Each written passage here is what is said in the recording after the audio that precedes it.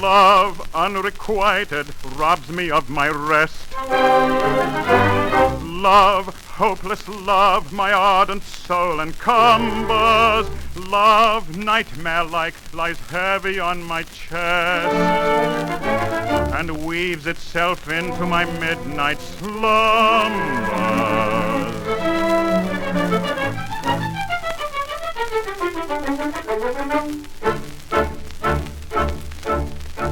When you're lying awake with a dismal headache and repose is tabooed by anxiety, I conceive you may use any language you choose to indulge in without impropriety. For your brain is on fire, the bedclothes conspire of usual slumber to plunder you. First your counterpane goes and uncovers your toes, and your sheet slips demurely from under you.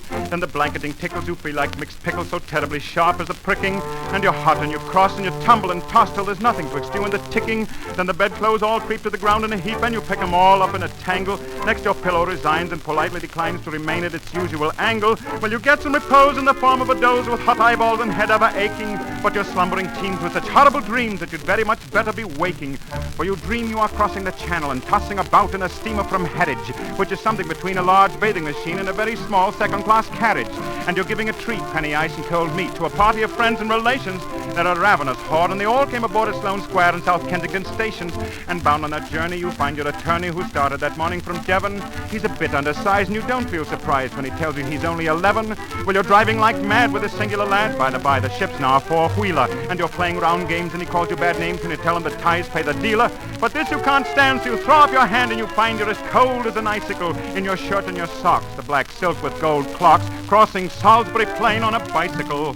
And he and the crew were on bicycles too, which they've somehow or other invested in, and he's telling the tars all the particulars of a company he's interested in. It's a scheme of devices to get at low prices, all goods from cough mixtures to cables, which tickle the sailors by treating retailers as though they were all vegetables.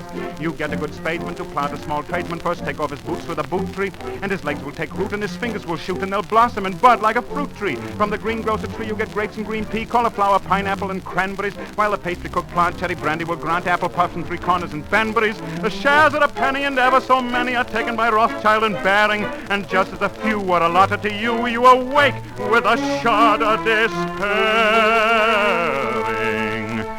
You're a regular wreck with a crick in your neck, and no wonder you snore, for your head's on the floor, and you've needles and pins from your soles to your shins, and your flesh is a creep for your left leg's asleep, and you cramp in your toes and a fly on your nose and some fluff in your lung and a feverish tongue and a thirst that's intense in a general sense that you haven't been sleeping in clover.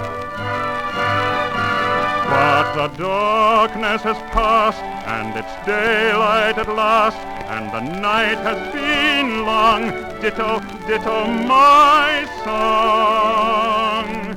And thank God